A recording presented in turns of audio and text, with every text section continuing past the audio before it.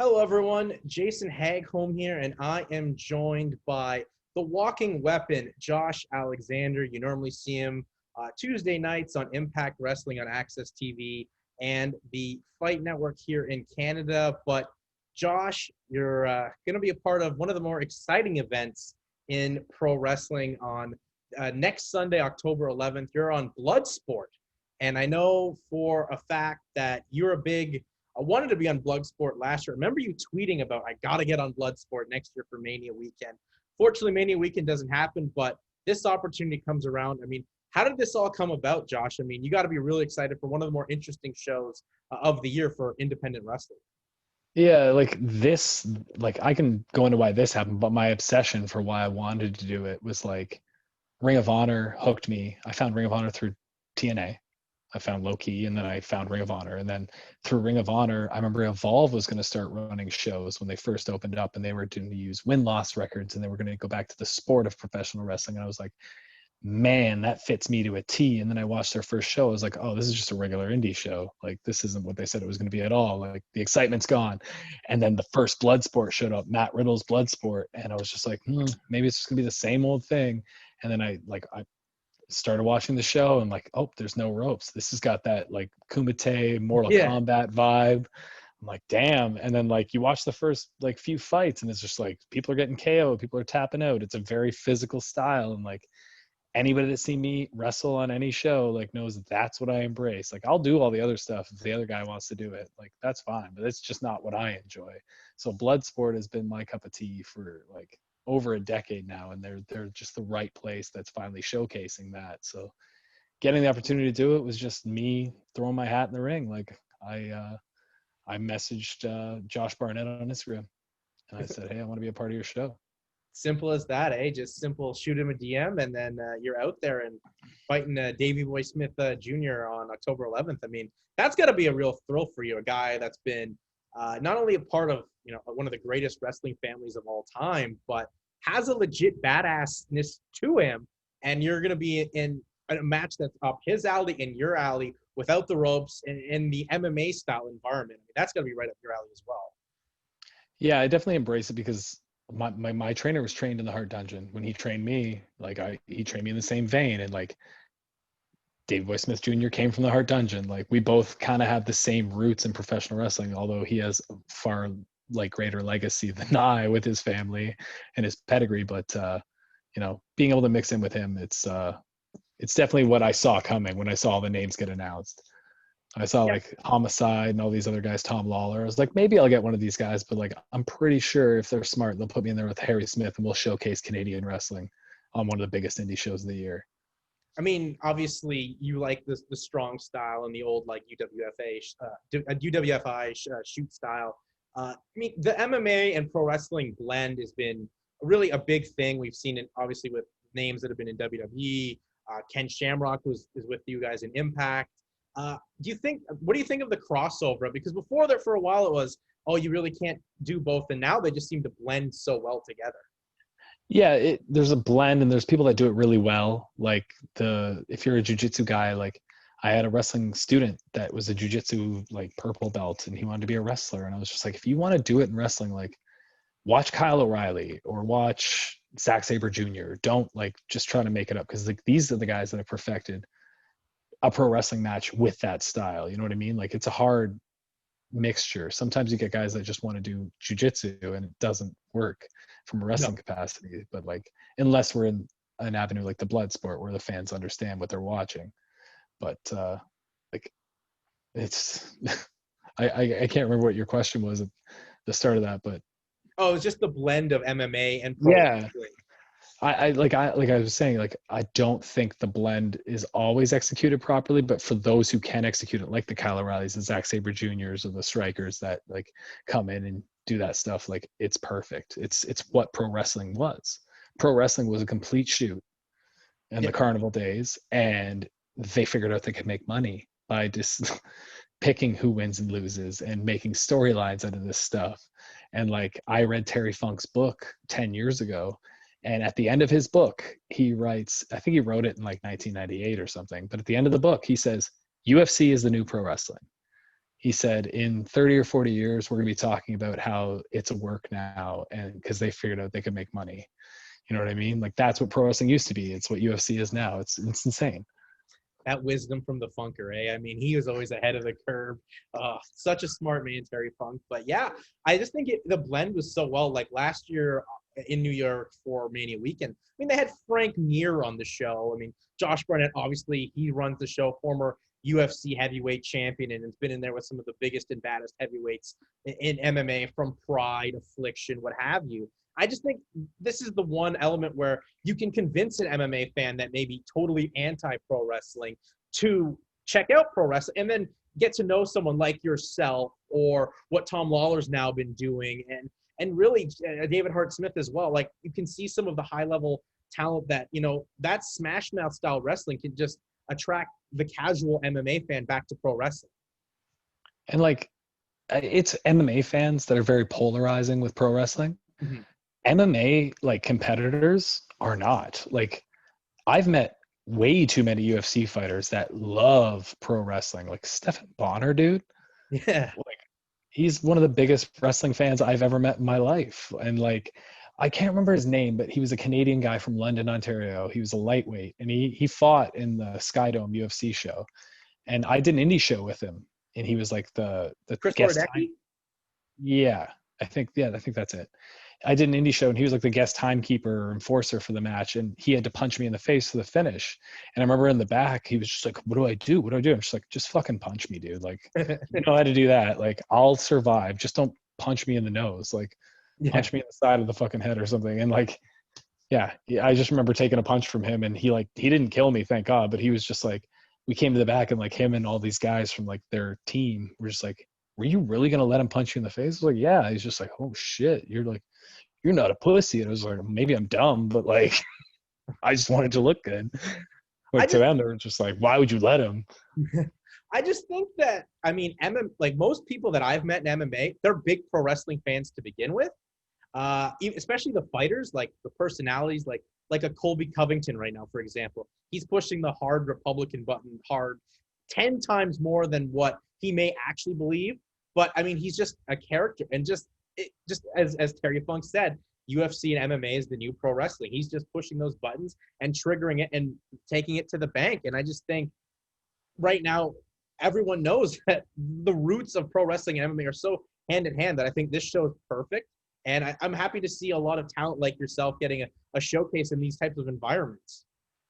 It's never more like apparent than Brock Lesnar, who is in WWF and WWE and never really cuts promos. And then he showed up in UFC, and when he was doing like his pre-fights for like Frank Mir, both time, like the second time especially, like, this guy's cutting like fire heel promos to, like, you know what I mean? Like, he just knows how to make this work, just like a Colby Covington, or like why is his name slipping my mind? Because he only fights once a year. Conor McGregor. Conor McGregor, yeah. Like, he's the king of it, obviously. It's talking people into the building. That's what this is. And like, exactly. I feel Covington's really pushing a lot of the 1985 Roddy Piper's type of stuff, where you're paying money to see him eventually get beat up. You don't know when it's going to be, but you're eventually going to get that payoff. If you're an anti-Covington fan, you're going to get that. But yeah, I think this is going to be a real exciting event for you, John. I'm excited for the opportunity. But 2020 has been an exciting year for you in your career, obviously during a tough pandemic, but your career has really taken off with Impact, one of the longest reigning, if not the longest reigning tag team champions in Impact. How has 2020 felt for you, Josh? Because it feels like you've broken through to another barrier this year. It's been really weird, obviously, for everybody. But it started off really hot. Like, we finally, like, Ethan Page and myself got very comfortable very fast in Impact Wrestling. And that's not like to say, it's not to discredit any of the other people in the locker room. I think that's more a credit to us, because we realized that we were two of the best guys in the company early on, and that we weren't going to let anybody like hold us back or like, change our mind on that. We were going to show management that. And I think we did that with the track record we had over like the first year. And then heading into 2020, like, we were just going to push it even further and establish ourselves. And it got derailed with COVID, obviously. But Ethan Page has, he's like the king of the COVID lockdown era. Like he's the most relevant professional wrestler on planet Earth during all this lockdown stuff. And me, I just, every time we've gone for Impact tapings, every single time, I'm like, every second I'm out there, I'm going to make sure it's the best, like, second on the show. And that's been my thing. And it's paying dividends now because people are watching more than ever. They're paying attention to where you would see like crowd reaction shots or something like that. You don't get that now. So people are nitpicking professional wrestling. And when I'm in there, there's no holes in my game. So like when you watch other people wrestle, I'm not going to like say anything bad about anybody, but like you might be like, oh man, that didn't look very good, because you're paying more attention to what's happening in the ring now. And like with me, that's never going to happen. So I think it just sets me apart, and it's giving me a bigger platform now to shine. Has the, obviously, we know when watching Impact, they're still one of the companies that doesn't have fans in the crowd or hasn't really brought anything in. It's, as you said, it's focusing on the in-ring. The first couple of times you're out there, though, that had to be really weird for you, because in wrestling, you're trained to draw a reaction from the crowd, but there was no one in there. And so that must be, was it a little awkward at first, and now it's kind of just normal for you? I mean, I've answered this question a couple of times, and it's always kind of, I've been fortunate or unfortunate enough in my career to have wrestled in front of very small crowds on certain occasions. But I think me being a wrestling trainer, especially for the last year before this whole COVID thing hit, was very, very helpful for that, because I was doing training matches with students in front of nobody. So there's a certain pace and a cadence to a pro wrestling match that like fans don't know about. And once you get a certain amount of experience in wrestling, like now it's like it's just in my ear, like I hear it's like almost like the chorus of a song plays, and I know that like that's the beats I have to go through. That's how I look at pro wrestling. Like it's a wavelength of a song almost. And like it wasn't weird at all. Like I much prefer a crowd. I got to wrestle in front of a crowd at Black Label for the first time in August. That was the first crowd I was in front of, and it was like there was maybe 38 people in the building, I think, by like allowances, and there could have been 6,000 by the way I was hearing it, because like it was the first time I've heard anybody in so long. Yeah, it must have been sweet for you to hear that. But I mean, if you're used to it and figuring it out, that's a big benefactor. And you know, as you said before, COVID kind of wrecked things, and you're still traveling out to the U.S. and this Bloodsport show is a big one for you. But was it a tough decision to still go? Because I know there's some other people that are on Impact that were supposed to be on these weekend shows in Indianapolis that decided to pull out so close to Impact's Bound for Glory. Was that a tough decision for you? I mean, maybe if it turns out that I contract something and I am unable to be on Bound for Glory, I guess. It didn't cross my mind at the start, because I've been 8 or 9 times during the lockdowns to America, and I've never contracted anything. And I'm very vigilant and careful.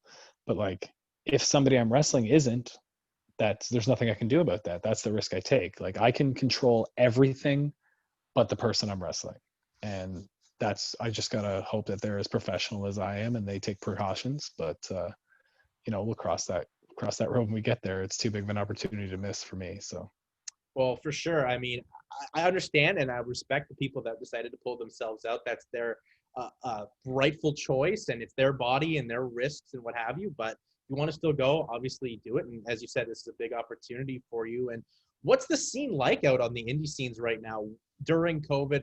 Obviously, health and safety is at the max that it's ever been right now. Just give us a glimpse of what it's like on the indie scene during a global pandemic. It's strange, man. Like the days of the handshake and everything are gone.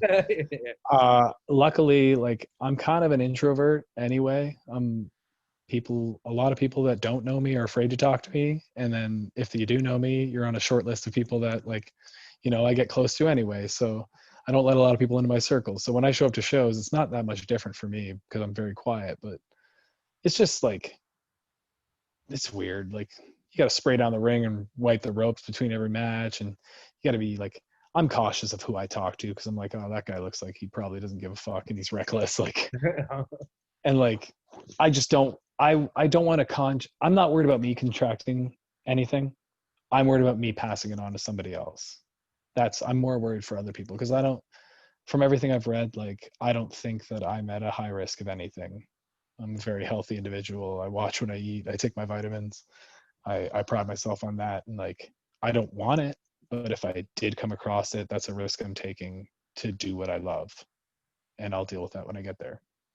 Well, I mean, I think that's what everyone has to respect, and the safety precautions seem to be through the roof. And you know, as a proud Canadian and a big guy that's been growing the independent scene here in Ontario, I know you were a part of the Alpha One show that was run in Oshawa, the first pro wrestling show back in Ontario.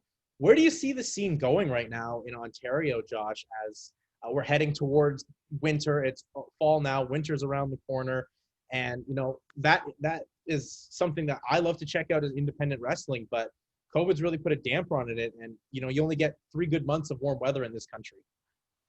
I don't see there being a scene until late spring, early summer, barring some miracle vaccine that shows up on Christmas Day. You know what I mean? It's just, I can't criticize like the lockdowns or the choices that people are making are like, you know, our prime minister or like MP or whatever. Like, it is what it is. We just got to deal with it. We got to ride it out. No matter how frustrating it is to not live a normal life or whatever it is, we just have to wait it out. And like, I'm very optimistic. Like every month I go, maybe next month some miracle will happen. It'll just go away. And like, I'm trying to stay positive like that. But like, I'm itching. I want them to be an indie wrestling scene. It was so hot on the indies right before this happened. Like I was looking at my schedule right before in March, and like I wasn't home for a weekend until July. Yeah. Like I was flying all over the place. I was booked solid, and that all went away in an instant. And hopefully it comes back and is able to come back whenever this stuff clears up. But we'll have to wait and see. Yeah. I'm very fortunate that I am in Impact Wrestling, so I can continue to wrestle.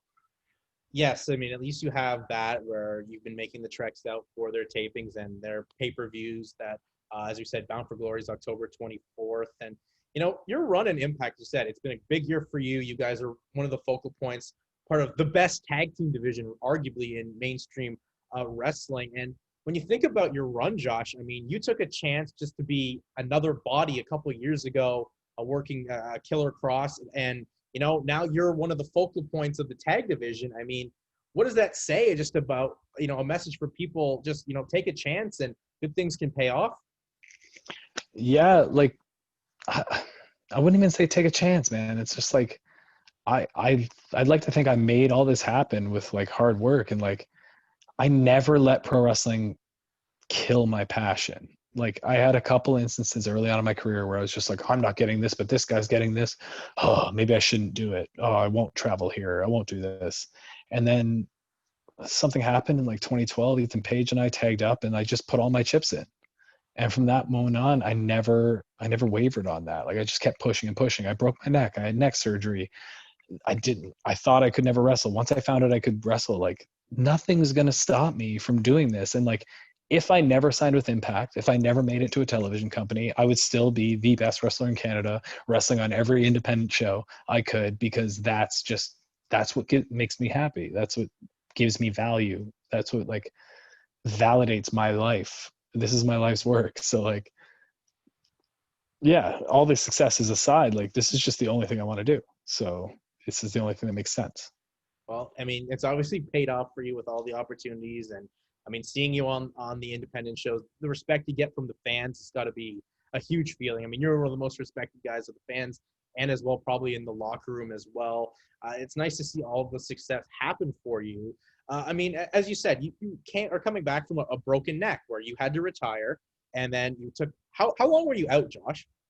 I was out 9 months, but I thought I was going to be out for good. And then when I woke up from surgery, they just told me, yeah, it wasn't as bad as we thought it was going to be. And I was like, well, this is going to be tough to explain, but we'll get through it.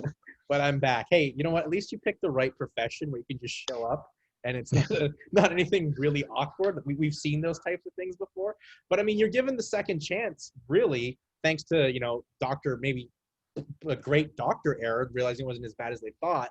And you made the most of it. And I think that's a big lesson for a lot of people, is because you're not given second chances a lot in life, and you made the most of it. And now you're a big part of Impact and part of the hottest tag division. I mean, that's got to feel great for you being with one of your, every day with your best friend and putting on matches that are, really solidly raved about, and in a tag division that you've got to be so proud of to be a part of right now. Yeah, and like it didn't sink in until we hit that, till we lost the belts. But like we talked about it, and we're just like, man, we are in the history books together forever. Like we had the longest title reign of anybody ever in TNA or Impact. Anybody, world title, X Division title, doesn't matter. We held belts longer than anybody, not just the tag division.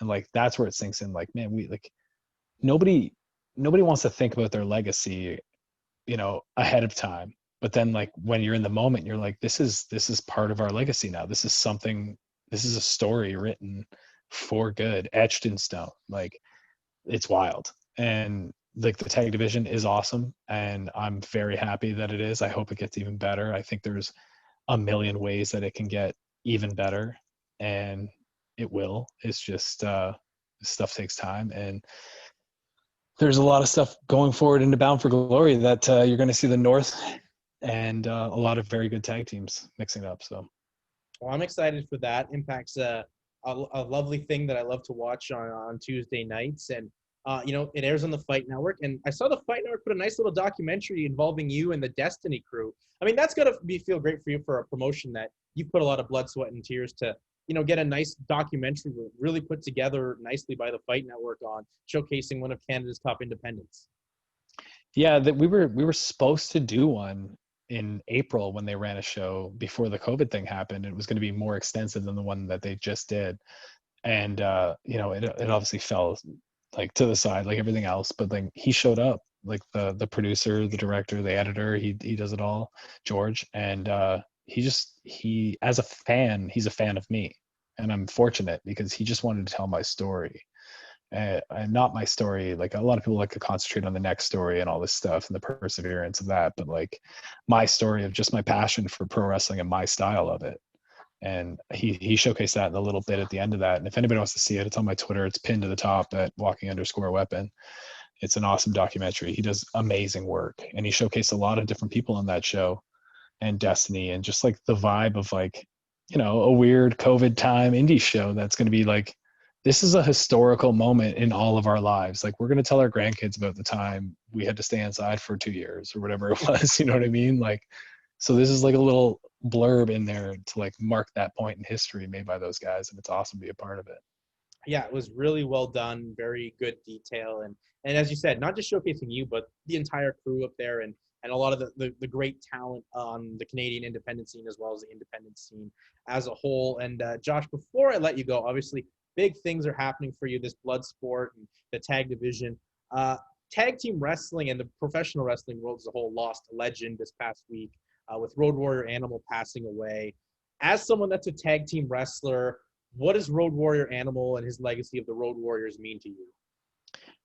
Well, as a fan, I tweeted this, but like WrestleMania 14 was the first pay-per-view I ever watched, and they were the like special return, like mystery tag team in the very opening match, the tag team battle royal. And I remember they came out and they had the motorcycle helmets on that were painted instead of like just the shoulder pads.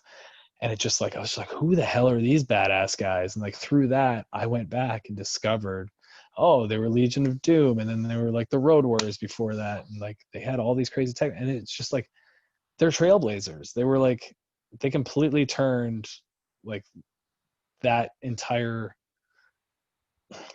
I don't want to say like, because WWF kind of had that style already, but like they turned that whole southern part of professional wrestling like on its ass.